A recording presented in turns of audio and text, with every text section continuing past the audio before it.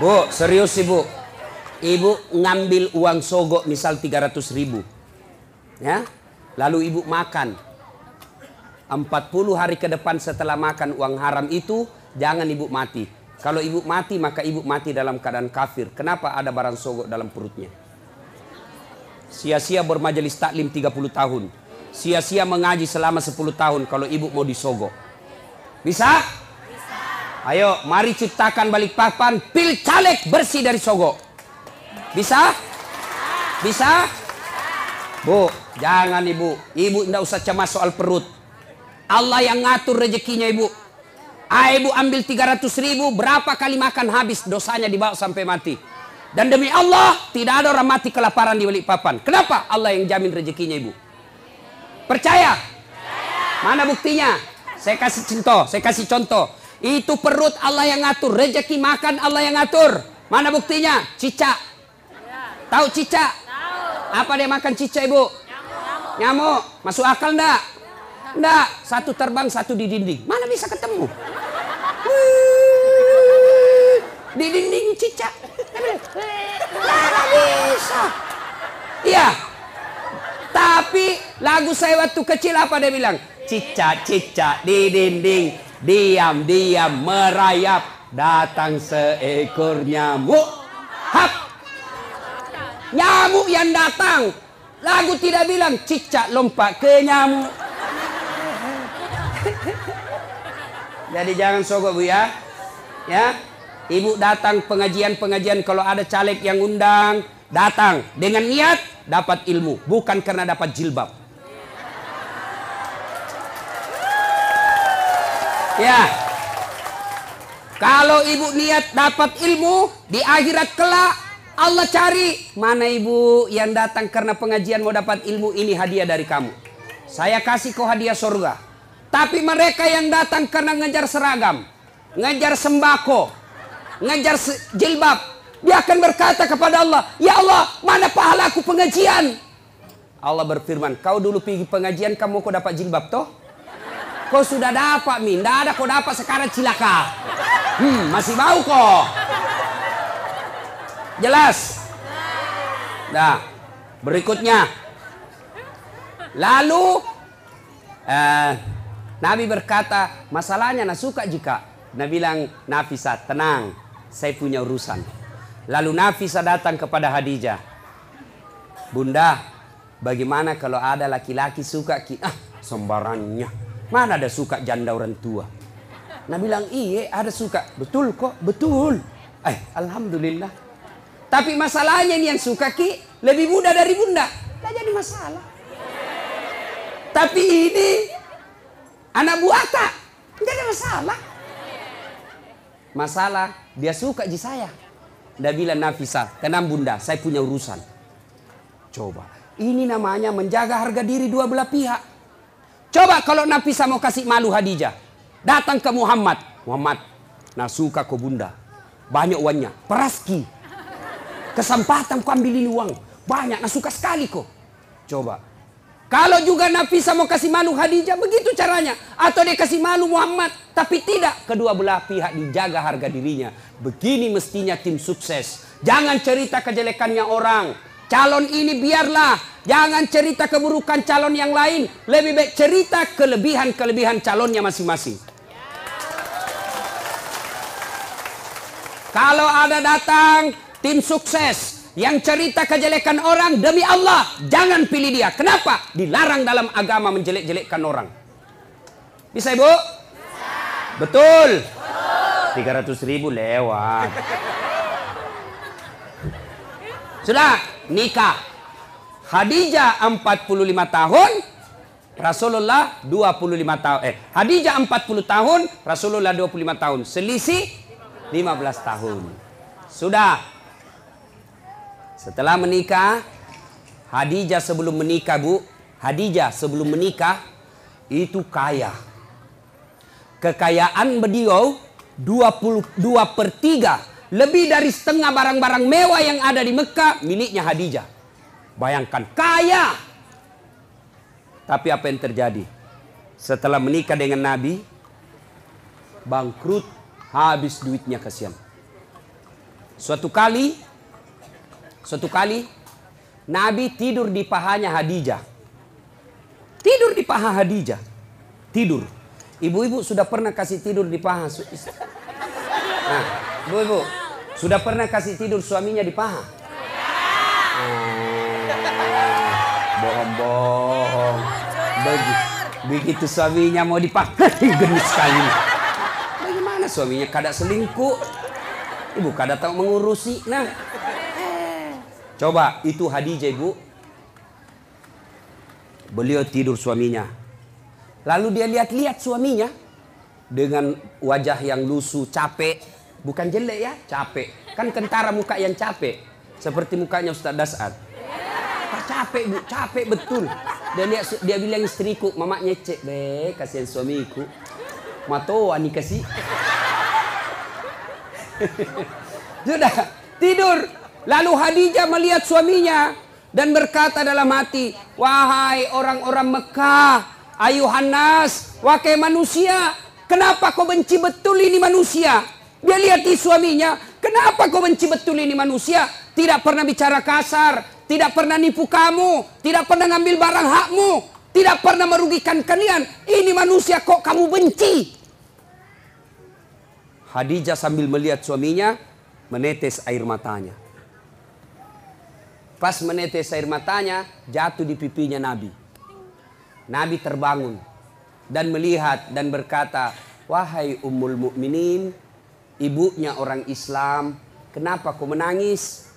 Apa kau menyesal menikah sama saya? Tadi kau perempuan janda yang dihormati, sekarang kau dihina gara-gara suamimu saya. Apa kau menyesal karena tadi kau kaya, sekarang kau miskin?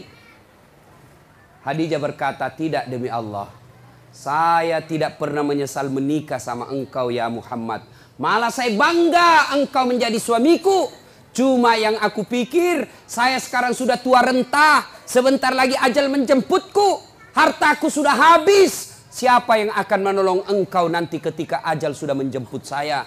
Orang tidak menghina kamu di Mekah. Orang masih malu menyerang kamu karena ada Khadijah, janda bangsawan Mekah yang disegani. Bagaimana nanti kalau saya sudah meninggal? Siapa yang tolong kamu? Siapa kasihan yang kasih bantu lagi kau keuangan? Lalu Khadijah berkata, ya Muhammad, andai saja besok saya meninggal, engkau kebumikan saya dan tulang-tulangku kau bisa jual untuk membantu dakwamu. Andai tulangku laku untuk kau jual untuk bantu dakwamu ya Muhammad. Cintanya Khadijah kepada suaminya. Kita ibu, bukan cinta, naja suaminya. Baru 1 jam pergi suaminya menelpon, di mana kau pak? Ya kau lisu, pulang kok. Awas kok ndak pulang kok. Ini. Nggak ada di sini. Nah, motor lolos. Bu, halo ibu. Biar ibu jidatnya hitam sholat. Senin Kamis ibu puasa, ngajar ngaji di TKTPA, tapi ridho suami tidak ibu miliki, tidak bakal ibu masuk surga. Bahkan Nabi jelaskan, andai saja boleh manusia sujud kepada sesamanya manusia, itu istri saya wajibkan sujud di depan suaminya. Kenapa bisa Ustaz? Karena ibu harus tahu, kami laki-laki suami tidak boleh masuk surga sebelum istrinya dulu diperiksa. Kalau ibu rajin sholat, ibu rajin puasa, ibu rajin tadarus, suaminya peselingkuh, suaminya tukang judi, suaminya tidak sholat, suaminya pengedar narkoba, tapi ibu alim, muslimah yang baik, tidak ada urusan. Suami masuk neraka, ibu tetap masuk surga. Bahkan Nabi menjelaskan istri yang taat sama suaminya, padahal suaminya pembuat maksiat, kata Nabi, nih 7 surga kau masuki, tadkhulul jannati bisalam. Pilih kau ini 7 pintu surga mana kau masuki. Meskipun suamimu bajingan. Beda kami laki-laki. Suaminya ulama, suaminya penceramah, suaminya hafiz Quran, tapi istrinya tidak pakai jilbab. Suami istrinya suka pi bertetangga bertengkar, suaminya suka menghasut, suaminya suka ngambil kue kalau pi pengantin. Istrinya. Ibu-ibu Pak Doko, yang selalu saya istilahkan ibu-ibu Columbus. kelompok ibu-ibu pembungkus.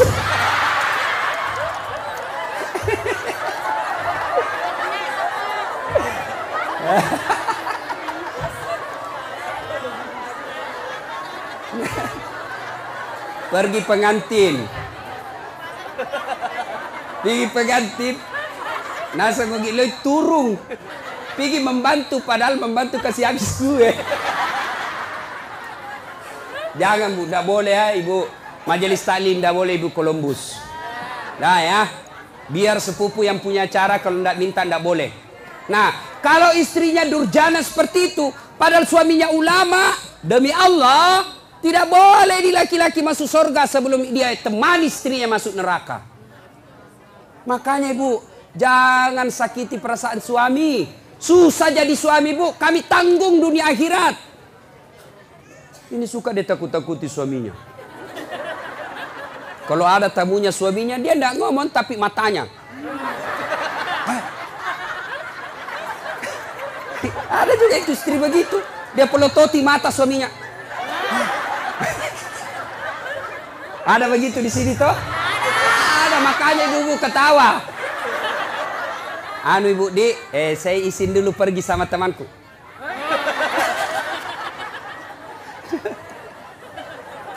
Nah, subhanallah, Khadijah, itulah Khadijah. Karena waktu yang terbatas.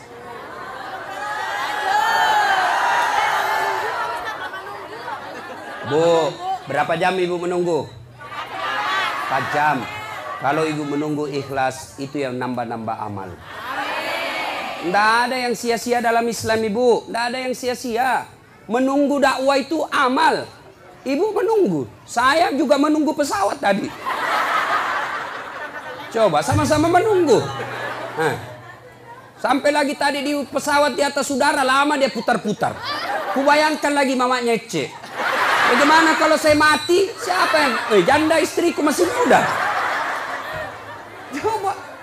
Sampai di sini langsung disuruh ceramah. Ibu cuma diam-diam ketawa.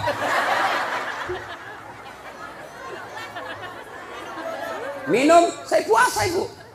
Nah, siapa tahu ada yang mau traktir saya buka puasa. Ibu Rahmat Mas'ud tadi sudah telepon saya, Ustaz buka di rumah, bahkan kepiting. Karena beliau itu tahu betul kesenangan saya, kepiting. Masih muda Ibu. Kolesterol, baca bismillah, lari kolesterol. Setan aja dikasih lari itu bukan bismillah, apalagi cuma kolesterol. Nah sudah. Nah, ketika Khadijah radhiyallahu istri Nabi sakaratil maut. Madangi. Waktu itu Nabi usianya 45 tahun, Khadijah 65 tahun.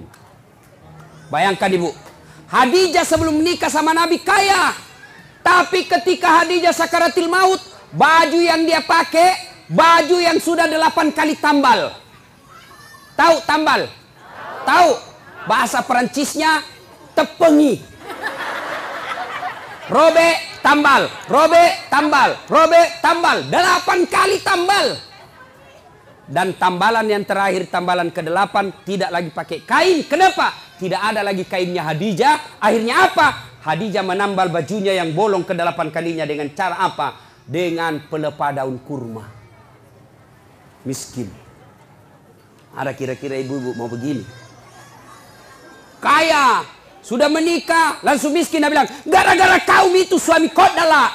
Saya banyak uangku tadi kau kasih miskin kah? Keluar kau dari rumah. Khadijah tidak.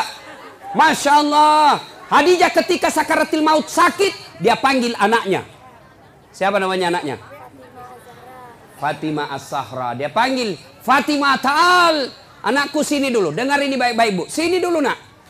Ya Bunda. Sampaikan ke bapakmu dulu nak. Kau pergi mintakan Kak Serban. Tahu Serban? Tahu Serban? Itu seperti nak pakai Pak Nur Hadi. Serban. Tapi itu kan gaya-gaya. Tuh. Serban. Kata Khadijah. Fatimah. Lo koyo lo kuambuk muna. Ilo ngak serban na.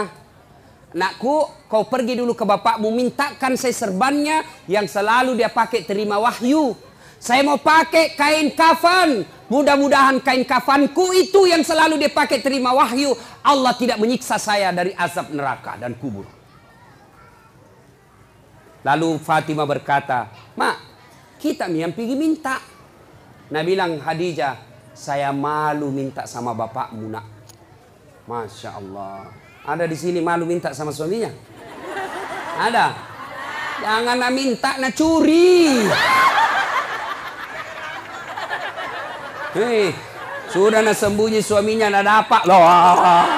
Nak periksa semua dompetnya. Kayak pencopet. Sampai-sampai ada suami dia bilang, istri, nah simpang uangnya ibu. Dibawa bantal, dibawa tempat tidur, dibawa plastik, dibawanya lagi tuh dos-dos. Kan dibawanya lagi naik bungkus plastik, 4 lapis. Dia bilang, dah dapat istrinya. Langsung istrinya bilang, Pak, uang apa ini? Langsung dia bilang suaminya, uang sial. Maksudnya apa? Baten aku sembunyi kau dapat ji. Ini ibu-ibu sekarang ini pandai cari uang. Iya toh? Pandai cari uang. Di mana saja disembunyi dia dapat semua. Khadijah, apa kata Khadijah? Saya malu minta sama bapakmu. Bayangkan, habis hartanya untuk nopang suaminya, minta serban, malu. Bayangkan. Didengar sama Nabi. Dengar sama Nabi. Nabi lalu datangi istrinya. Ya Ummul Mukminin, habis hartamu untuk bantu dakwah. Capuk waramparamu malo tulung. Hanya ini keserban yang kau minta dan itu pun kau malu menyatakannya. Nabi menetes air matanya.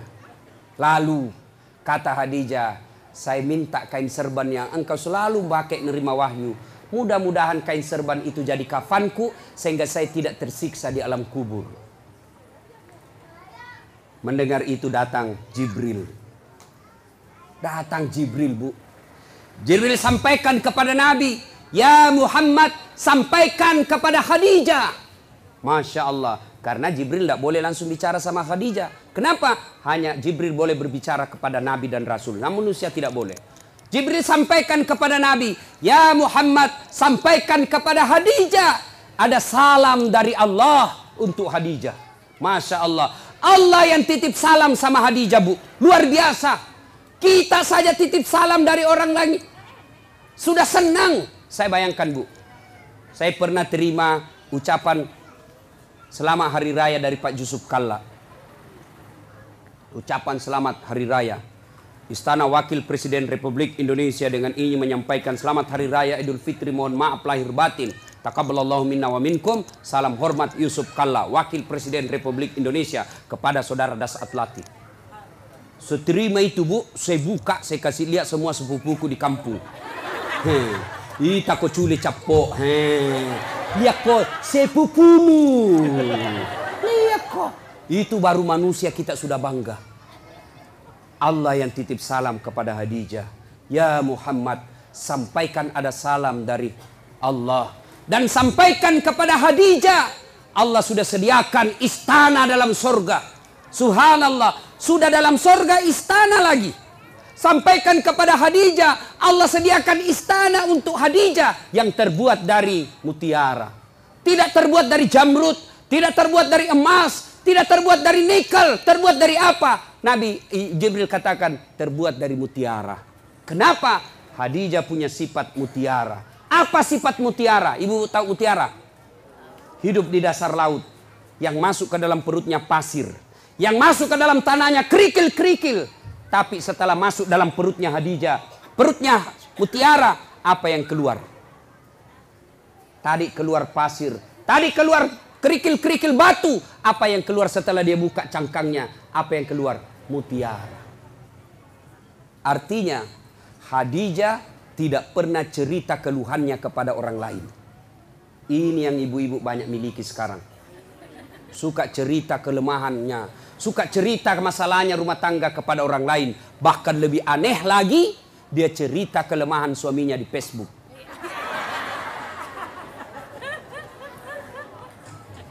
Bu, apa ada manusia tidak punya masalah? Ibu kira-kira Yakin enggak Khadijah penuh dengan masalah dalam hidupnya? Khadijah banyak masalahnya dalam hidup. Beliau kadangkala melihat Rasulullah kelaparan. Di depannya lapar Rasulullah. Sampai pucat beberapa kali tidak makan.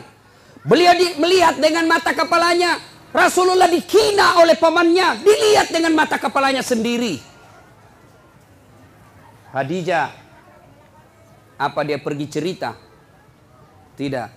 Jadi kalau ibu mau punya sorga, istana dalam sorga, maka ibu punya sifat seperti Khadijah. Apa sifatnya Khadijah? Jangan suka cerita kelemahan rumah tangga.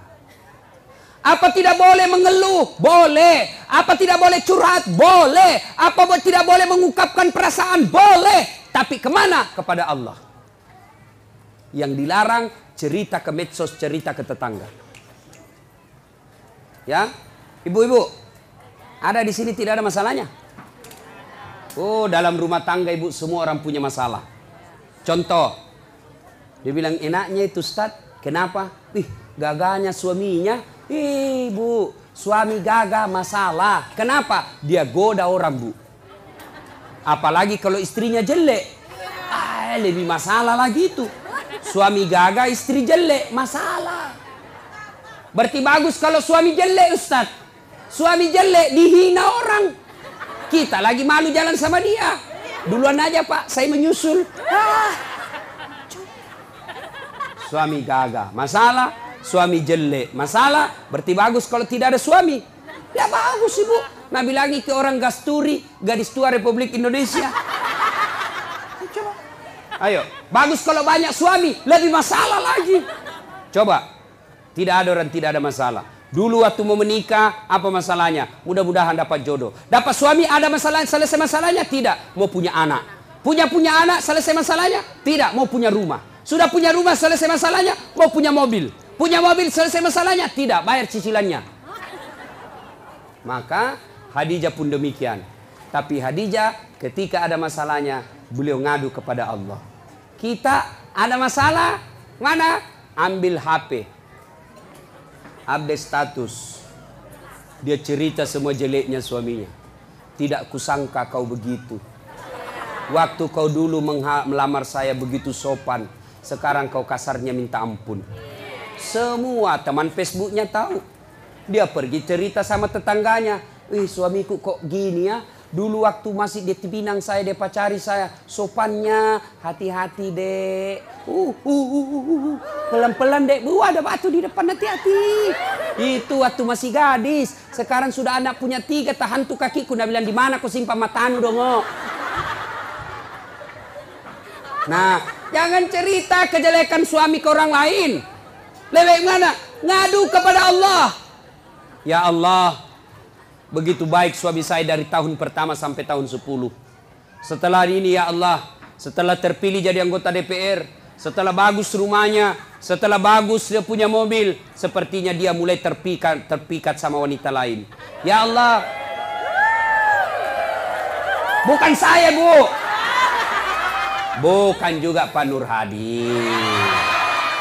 Ya Allah, Engkau yang menitipkan rasa cinta dalam hati suamiku.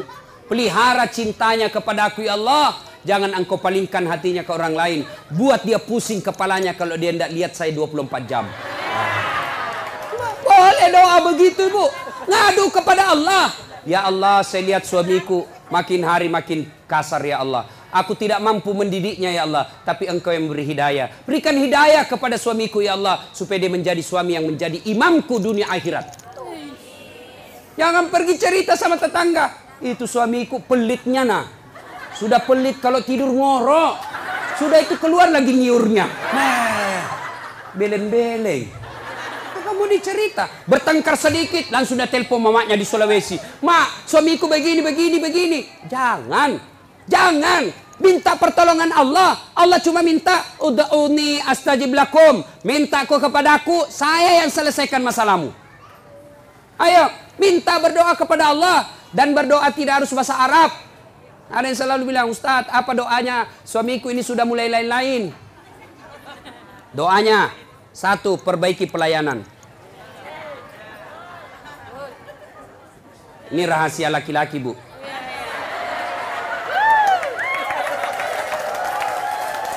Bu, yang kedua, hormati mertuanya, muliakan orang tuanya, saudaranya juga. Yang ketiga, ibu harus selalu cantik di rumah. Yang keempat, jangan bicara kasar sama suami.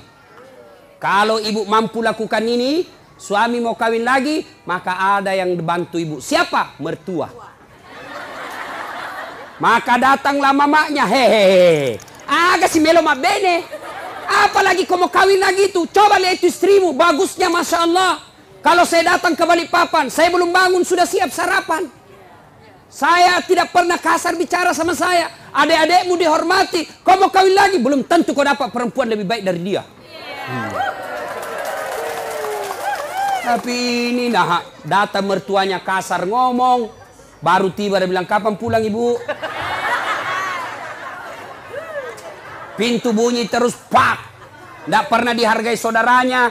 Maka begitu pulang kampung ke Sulawesi, apa nak bilang mamanya? Nah, saya kasih sekolah kau itu tinggi-tinggi supaya nak hormati ke orang. Kenapa justru istrimu tidak hormati kau? Apa itu istrimu itu? Tidak nak hargai saya, tidak nak hargai saudaramu. Padahal kau yang carikan uang. Sudah mi, kawin sama kau lagi.